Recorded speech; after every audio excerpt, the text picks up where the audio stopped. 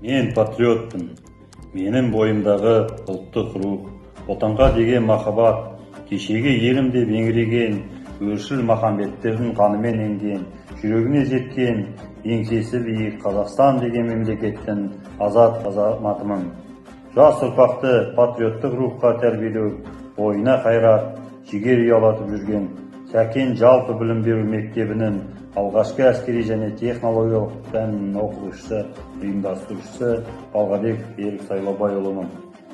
Өмірлік ұраным отанға қызмет, абыройлы міндет дегендей, өз сабақтарымды, өз өмірімде тәжірибемді осы ұранды басшылыққа ала отырып, арыстандай айбатты, жолбарыстай қайратты жастарды тәрбиелеп шығару менің отаныма, еліме қосқан үлесім деп білемін.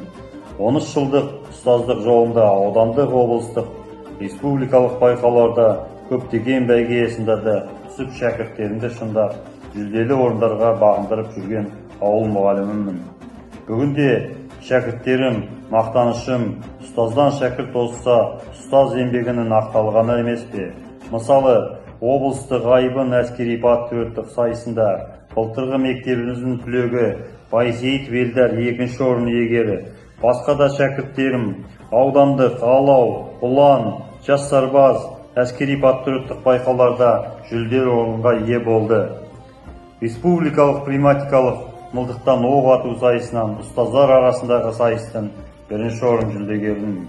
Болашақ жас өреннің бойына патриоттық сезім, отанға деген сүйіспеншілік дарыту мақсатында мектепте үнемі Ұлы Отан соғысының ардагерлерін еске алу сабақтары болып тұрады.